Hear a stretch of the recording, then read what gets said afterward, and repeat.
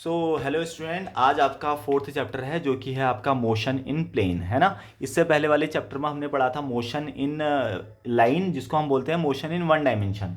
इस चैप्टर को वैसे मोशन इन प्लेन बोलते हैं या फिर मोशन इन टू डायमेंशन भी बोल सकते हो आप, क्योंकि जब प्लेन कब बनता है, जब हमारे दो डायमेंशन मिलती है, जैसे एक्स और वाई आपस में मिलेंगे तो तभी जाके क्या बनेगा, प्लेन बनेगा। तो मोशन इन प्लेन के बारे में पढ़ेंगे यहाँ पर, या फिर हम कहेंगे मोशन इन टू डायमेंशन, है ना। तो इस तरह से आपकी फिजिक्स धीरे धीरे आगे को स्टार्ट होगी। ये भी हमारा मैकेनिक्स का ही पार्ट है।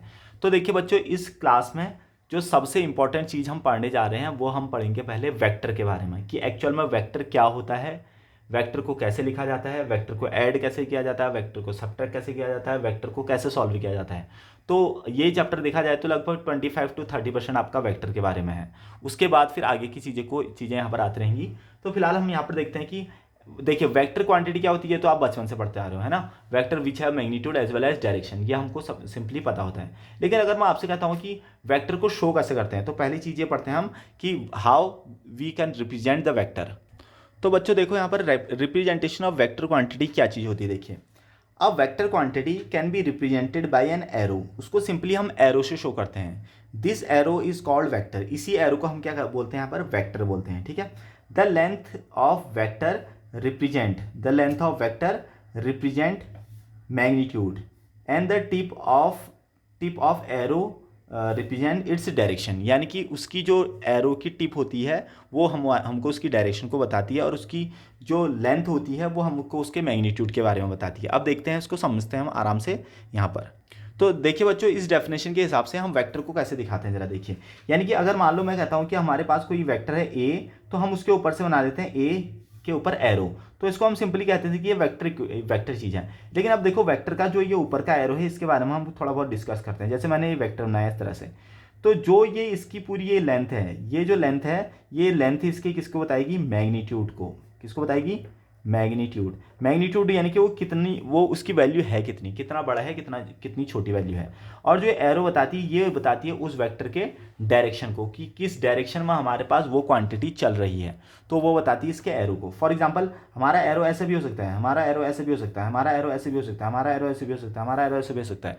तो किसी भी तरह का हमारा एरो हो सकता है। तो वो हमेशा क्या बताता है, ये जो एरो है ये उस चीज़ की डायरेक्शन को बताता है कि एक्चुअल में वो किस डायरेक्शन में जा रहा है। और जो ये चीज़ होती है, ये लेंथ बताती है वो कितनी बड़ी क्वांटिटी है। जैसे 1 2 3 4 5 6 में देखो, सबसे बड़ी लेंथ मैंने इसमें बता रखी है, यानी कि इस वेक्टर का मैग्नीट्यूड सबसे ज़्यादा है। मैग्नीट्यूड मतलब वो क्वांटिटी कितनी ज़्यादा है, ठीक है। तो ये इसका मैग्नीट्यूड सबसे ज़्यादा है, और डायरेक्शन, उसके एरो की डायरेक्शन हमको उसकी डायरेक्शन बताती है। ओके, तो अब देखते हैं यहाँ पर रिप्रेजेंटेशन ऑफ वेक्टर के बाद एक टॉपिक जिसका नाम है equality of vector. Equality of vector, equality देखिए जैसे कि हमारा वर्ड से ही आ रहा है, इक्वल, है ना। इक्वालिटी कहाँ से आ रहा है, वर्ड से, है ना। तो अब इक्वालिटी ऑफ वेक्टर को क्या बोलेंगे, जब दो या दो से ज़्यादा वेक्टर एक डायरेक्शन में होते हैं और उनका मैग्नीट्यूड सेम होता है, तो उनको बोलते हैं इक्वालिटी ऑफ वेक्टर, ठीक है। जैसे एग्जांपल के लिए मैंने कहा कि हमारे पास एक वेक्टर है ऐसा, ये हमारे पास वेक्टर है, ठीक है। देखिए इसका मैग्नीट्यूड मान लो, मैंने कहा कि ये 3 सेंटीमीटर की लाइन मान लो मैंने ड्रॉ कर ली, है ना। अब मैंने देखो फिर से एक 3 सेंटीमीटर की लाइन और ड्रॉ की मैंने इस डायरेक्शन में, फिर से एक 3 सेंटीमीटर की लाइन ड्रॉ की मैंने इस डायरेक्शन में।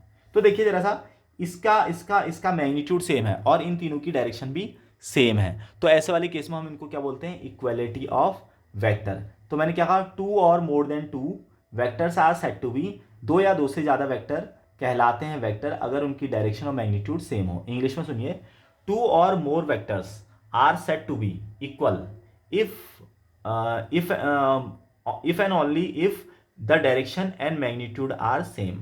अगर और केवल अगर उनका डायरेक्शन और मैग्नीट्यूड सेम होता है तो तभी जाके हम उनको क्या बोलते हैं, इक्वल वेक्टर बोलते हैं। इन्हीं चीज़ को बोलते हैं equality of vector. For example, ये वेक्टर था हमारा ए वेक्टर, और ये डायरेक्शन ये थी हमारी बी वेक्टर, और ये था हमारा सी वेक्टर। तो हम लिख सकते हैं कि A vector equal to B vector equal to C vector, ये तीनों ही वेक्टर हमारे पास क्या हैं, बराबर हैं। तो इस चीज़ को क्या बोलते हैं, इक्वालिटी ऑफ वेक्टर। शायद आप लोगों को समझ में आ चुका होगा। सो स्टूडेंट, अब हम आते हैं ऑपोजिट वेक्टर में। तो पहले इसकी डेफिनेशन सुन लीजिए। 2 vectors are opposite if the angle between them is 180 degree. 2 vectors are opposite if the angle between them are 180 degree. तो इसको बोलते हैं अपोजिट एंगल। जैसे एग्जांपल के लिए, हमारे पास ये एक वेक्टर है, ये ए वेक्टर है मान लेते हैं, और एक वेक्टर ये है बी वेक्टर, तो देखिए इनकी डायरेक्शन बिल्कुल अपोजिट है, इनका मैग्नीट्यूड इक्वल हो नहीं हो चलेगा, ये हो सकता है 100 हो, ये हो सकता है 5 हो, कोई फर्क नहीं पड़ता, उनका मैग्नीट्यूड कम ज़्यादा चल सकता है, लेकिन हम उनको ऑपोजिट वेक्टर कब कहेंगे, जब उनके बीच में एंगल कितने का होगा, 180 का। एंगल 180 कैसे चेक करेंगे, अब जरा देखिए, देखिए जब ये वेक्टर हमारा इस तरह से था ना, तो ये होता है इसका टर्मिनल, ये होता है इसका इनिशियल पॉइंट और ये होता है इसका टर्मिनल पॉइंट, ये क्या होता है इसका इनिशियल पॉइंट, है ना, और ये होता है टर्मिनल पॉइंट जहाँ वो खत्म हो रहा है, टर्मिनल पॉइंट, ठीक है। तो आप देखिए जरा सा, ये वेक्टर और ये वेक्टर बिल्कुल एक दूसरे के अपोजिट में है, ये यहाँ को चल रहा है और यहाँ को चल रहा, तो जब वो एक दूसरे के बिल्कुल अपोजिट में है, तो देखिए जैसे मैंने कहा कि ये वाली लाइन और ये वाली लाइन एक दूसरे के अपोजिट में है, तो यहाँ पर इनके बीच में एंगल कितने का बनेगा, 180 का। अब हम इस एरो को उठा के अगर मैं यहाँ पर रखता हूँ, देखिए तो यहाँ पर एंगल कितने का बना, 180 का। क्योंकि एक और चीज़ बच्चों सुन लीजिए जरा सा, हम वेक्टर को, कोई भी वेक्टर को फ्री स्पेस में उठा के कहीं पर भी रख सकते हैं, इस प्लेन पेपर पे मैं कहीं पर भी उस वेक्टर को उठा के रख सकता हूँ, जैसे मैं इसी वेक्टर को यहाँ पर भी बना सकता हूँ, बट कंडीशन क्या होनी चाहिए कि इसकी डायरेक्शन और इसका मैग्नीट्यूड चेंज ना हो। तो वैसे ही मैंने ये वेक्टर था ना, इस बी वेक्टर को उठा के यहाँ पर रख दिया है ना, तो इनके बीच में एंगल कितने का आ गया, 180 का। मैं ए वेक्टर को उठा के भी रख सकता था, कोई प्रॉब्लम नहीं होगी, है ना, यानी कि जब उनकी डायरेक्शन अपोजिट होती है ना, तो सिंपल उसको बोल देते हैं अपोजिट वेक्टर, है ना, उसमें मैग्नीट्यूड इक्वल हो नहीं हो चलेगा, ठीक है, हो भी सकता है नहीं भी हो सकता है, ठीक है, तो लेकिन हम उसको कहेंगे अपोजिट वेक्टर ही। तो बच्चों आप देखते हैं नया topic, addition of vectors, addition of two vectors, है ना, जब हम दो वेक्टर को ऐड करते हैं तो कैसे ऐड होते हैं। सिंपली अगर हमको दो वेक्टर को ऐड करना है, तो अगर पहली चीज़ तो उनकी डायरेक्शन सेम होनी चाहिए, है ना, सेम होनी चाहिए इस तरह से। देखिए सिंपली अगर दो वेक्टर को हम ऐड कर रहे हैं, सिंपल अगर उसको ऐड करना है, मान लो एग्जांपल के लिए ये ए वेक्टर है और ये बी वेक्टर है, तो अगर मैं कहता हूँ कि इसका रिजल्टेंट बताओ, टोटल इसका आंसर बताओ, आर मतलब होता है रिजल्टेंट, यानी कि टोटल इसका रिजल्ट, तो हम कहेंगे ए वेक्टर प्लस बी वेक्टर, कब कहेंगे, जब उनकी डायरेक्शन सेम होगी, भले उसका मैग्नीट्यूड कम ज़्यादा कुछ भी चलेगा। जैसे एग्जाम्पल के लिए मान लो ये 2 है और ये 3 है, तो 2 + 3 इसका मैग्नीट्यूड 5 हो जाएगा, है ना, इसका मैग्नीट्यूड कितना हो जाएगा, 5। बट एडिशन कैसे होता है, एडिशन सिंपली उनको ऐड करना, इस तरह से हम कहते हैं एडिशन। जैसे एग्जांपल के लिए जो ऑपोजिट वेक्टर था ना, ऑपोजिट वेक्टर में जो रिजल्टेंट होगा उसको हम लिखते हैं ए वेक्टर माइनस बी वेक्टर, क्योंकि दूसरा उसके अपोजिट डायरेक्शन में है, इसको पॉजिटिव मान लिया मैंने, मान लो ए की डायरेक्शन को, और इसको बी की डायरेक्शन को मान लिया नेगेटिव, है ना, तो यहाँ पर जो टोटल रिजल्ट आता है वो ए माइनस बी आता है, ठीक है, यानी कि सब्ट्रैक्शन करते टाइम, सिंपली सब्ट्रैक्शन करते टाइम जो रिजल्ट आता है वो ए माइनस बी आता है, और एडिशन करते टाइम आता है रिजल्ट ए प्लस बी। कब होता है ऐसा, जब हमारे पास दोनों वेक्टर बिल्कुल एक दूसरे के लाइन में अलाइन हो, जैसे ये एक वेक्टर है और ये एक वेक्टर है, तो यहाँ पर सब्ट्रैक्शन होगा सिंपल, ये एक वेक्टर है और ये एक वेक्टर है, तो यहाँ पर हो जाएगा एडिशन, है ना। लेकिन अगर एक वेक्टर ये है और एक वेक्टर ये है, अब मैं कह रहा हूँ इसका एडिशन होगा या सब्ट्रैक्शन होगा, दोनों का देखो, दोनों की डायरेक्शन अलग होगी। फिर उसके बाद हम अलग चीज़ें पढ़ेंगे, इनको ऐड करने के बहुत सारे तरीके होते हैं, triangle law of vector addition, parallelogram law of vector addition, इस तरह से बहुत सारे तरीके होते हैं जो कि आगे जाके बहुत इंटरेस्टिंग होने वाला है। फिलहाल मैं यहाँ पर आपको मैंने अभी क्या क्या चीज़ें बताई, देखो हम वेक्टर को रिप्रेजेंट कैसे करते हैं, पहली चीज़ मैंने आपको वो बताई, है ना। फिर मैंने कहा कि इक्वालिटी ऑफ वेक्टर क्या होता है, जब वेक्टर की डायरेक्शन और मैग्नीट्यूड इक्वल होता है तो उसको बोलते हैं इक्वालिटी ऑफ वेक्टर। फिर मैंने आपको बताया ऑपोजिट एंगल क्या होता है, जब दो वेक्टर एक दूसरे के से 180 के एंगल पे होते हैं तो उसको बोलते हैं opposite angle. Addition of vector कब होता है, जब, और इसमें सब्ट्रैक्शन होता है, अपोजिट एंगल में सब्ट्रैक्शन होता है वेक्टर का। एडिशन कब होता है, जब उनकी डायरेक्शन क्या होती है, सेम होती है, तब वहाँ पर होता है एडिशन ऑफ वेक्टर्स। तो बच्चे देखो अब यहाँ पर जैसे कि दो वेक्टर को कैसे ऐड करते हैं, तो मैंने सिंपल बता दिया था, अगर वो एक ही डायरेक्शन में होते हैं या बिल्कुल अपोजिट डायरेक्शन में होते हैं तो उनको कैसे ऐड करते हैं मैंने बता दिया। अब अगर मान लेते हैं कि हमारे पास कुछ वेक्टर्स हैं, 2 से ज़्यादा वेक्टर्स हैं और मुझे उसको ऐड करना है, तो देखिए कैसे ऐड करते हैं। फॉर एग्जांपल मेरे पास एक वेक्टर है ऐसा, ये मैंने कहा ए वेक्टर है, एक वेक्टर है ऐसा बी वेक्टर, एक वेक्टर है ऐसा सी वेक्टर, एक वेक्टर है ऐसा डी वेक्टर, है ना। इस तरह से मेरे पास कुछ अलग अलग वेक्टर हैं, तो इनको अब मुझे ऐड करना है। तो देखो कैसे करेंगे इनको ऐड, पहले तो इसका स्ट्रक्चर देखिए, ए वेक्टर, मैंने क्या कहा था, वेक्टर को मैं उठा के कहीं भी रख सकता हूँ, कहीं पर भी रख सकता हूँ, बस उसकी डायरेक्शन और मैग्नीट्यूड चेंज नहीं होनी चाहिए। तो अब इस बी वेक्टर को मैं उठा के कहाँ पर रखूँगा, ये जो ए वेक्टर था ना, इसके हेड पे इसको रखूँगा इस तरह से, ये देखिए उसका डायरेक्शन और मैग्नीट्यूड चेंज नहीं होना चाहिए। इस बी को मैंने उठा के यहाँ पर रखा, अब मैं इसके सर पे किसको लगाऊंगा, सी को, इस तरह से, ये आ गया सी वेक्टर। फिर इसके यहाँ पर किसको लगाऊंगा, डी को लगाऊंगा, ऐसे, ये आ गया डी वेक्टर, है ना। तो ए बी सी डी को मैंने एक ही लाइन में इस तरह से इनको जोड़ दिया है। बस कंडीशन क्या होगी, उनकी डायरेक्शन देखो, ए की डायरेक्शन ऐसी है तो ए की डायरेक्शन ऐसी है, बी की डायरेक्शन यहाँ को है तो बी की डायरेक्शन यहाँ को है, सी की डायरेक्शन यहाँ को है तो सी की डायरेक्शन यहाँ को है, डी की डायरेक्शन यहाँ को है तो डी की डायरेक्शन यहाँ को है। तो मैं बोलूँगा कि अब बताओ इसका टोटल रिजल्ट कितना होगा। तो हम क्या करते हैं, जो स्टार्टिंग का हमारा ए वेक्टर था, जो फाइनल वेक्टर था, यहाँ पर से इस पर इस तरह से एक लाइन ड्रॉ कर देंगे सबसे पहली चीज़, और फिर यहाँ पर लगा देंगे उल्टा एरो। उल्टा एरो देखो, अभी तक एरो इस तरह से चल रहे थे, यहाँ एरो था, फिर यहाँ एरो था, फिर यहाँ एरो था, फिर यहाँ एरो था। अब हम इस पर क्या लगा देंगे, उल्टा एरो। यहाँ नहीं लगाएंगे एरो, ठीक है, यहाँ लगाएंगे कॉर्नर पे, और ये आपका हो जाएगा टोटल रिजल्ट। यानी कि टोटल रिजल्ट हमारे पास कितना आ गया, आर इक्वल टू, यहाँ पर सिंपली ऐड किया हमने A vector plus B vector plus C vector plus D vector, इस तरह से ऐड किया है, और इस तरह से किसी भी चीज़ का आंसर निकालते हैं। ओके, जैसे मैं कहता हूँ कि चलो सुनो, ए बी सी तीन ही वेक्टर हैं आपके पास, और इन तीनों का मुझे सम निकालना है, डी को छोड़ देते हैं थोड़ी देर के लिए इसी स्ट्रक्चर से, ठीक है।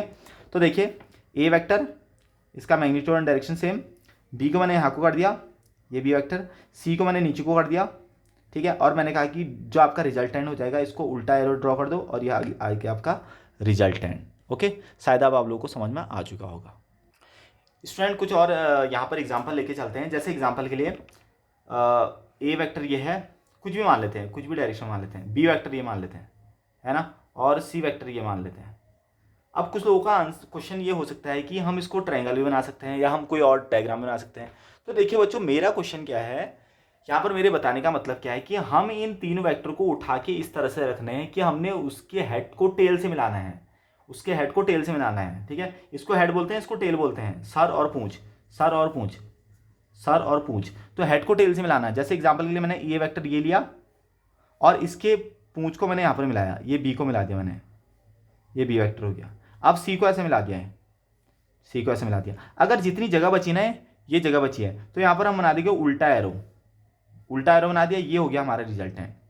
तो आ गया हमारे पास देखो A vector plus B vector plus C vector. अब कुछ लोगों का आंसर क्वेश्चन यहाँ पर ये हो सकता है कि सर जैसे आपने ए वेक्टर ये मिलाया, बी वेक्टर ये मिलाया, और सी वेक्टर इस बार बिल्कुल यहाँ पर ना आके बिल्कुल यहाँ पर ही आ गया, बिल्कुल इस तरह से, है ना। तो ऐसे वेक्टर को बोलते हैं साइक्लिक। देखो यहाँ पर कोई भी रिजल्टेंट नहीं आ रहा, हमारे पास कोई ऑप्शन ही नहीं बचा है कि मैं उल्टी लाइन ड्रॉ कर पाऊँ। तो ऐसे वेक्टर का जो आंसर आता है वो आता है जीरो, इनका आंसर आ जाता है जीरो, यानी कि जीरो रिजल्टेंट होता है इसका, इसका रिजल्ट हो जाता है जीरो।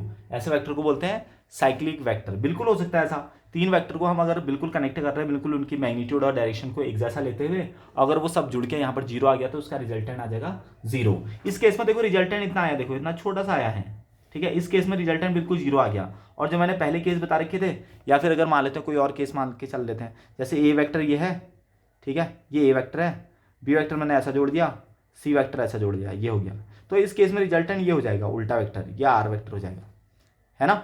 तो इस तरह से कितने भी वेक्टर, दो हो सकते हैं, तीन हो सकते हैं, चार हो सकते हैं, पांच हो सकते हैं, कितने भी वेक्टर को अगर मैं जोड़ूं तो उसका रिजल्टेंट हमेशा इस तरह से ही निकाला जाता है। फॉर एग्जाम्पल मेरे पास एक ए वेक्टर ये है, ठीक है, और एक बी वेक्टर मान लो मेरे पास ये है, ये मान लेते हैं। तो मैं कह रहा हूँ कि इसका रिजल्टेंट बताओ कितना होगा, है ना। तो मैंने क्या किया, ए को ऐसे रखा, बी को उठा के यहाँ पर रख दिया। तो अब उल्टी डायरेक्शन में एक लाइन ड्रॉ कर लो, ये इसका रिजल्टेंट है ना। तो इस तरह से कभी भी उसका रिजल्टेंट यानी कि टोटल उसका आंसर निकाला जाता है, उसका मैग्नीट्यूड निकाला जाता है। ओके, शायद आप लोगों को थोड़ा बहुत अब समझ में आ चुका होगा।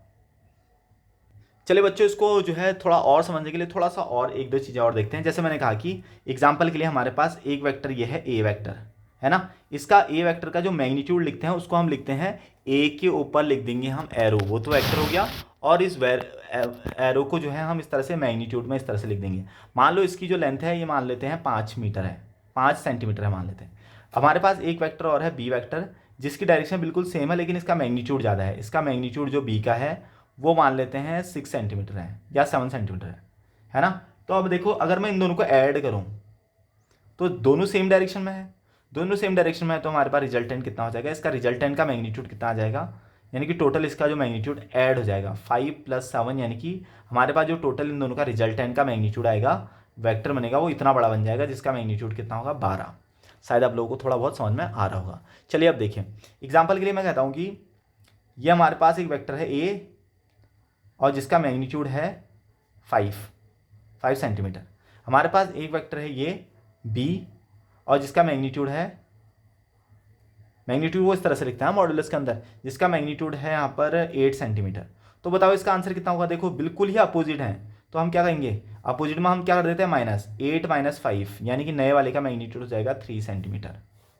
अब शायद आप लोगों को समझ में आ रहा होगा ये सॉल्व कैसे किया जाता है ना। तो ये था बच्चों आपका सिंपल तरीके से कैसे हम पूरे वेक्टर्स को ऐड करते हैं, सब्ट्रैक्ट करते हैं, अगर वो एक लाइन में होते हैं या नहीं होते हैं। अब उसके बाद आपका टॉपिक चलेगा triangular law of vector addition and parallelogram law of vector addition. ये क्या चीज़ होती है, जब दो वेक्टर को ऐड किया जाता है, जब दो वेक्टर्स को ऐड किया जाता है तो उसको ऐड करने के दो तरीके हैं सिंपली, एक ट्रायंगल लॉ होता है, एक पैरेललोग्राम लॉ होता है। ओके,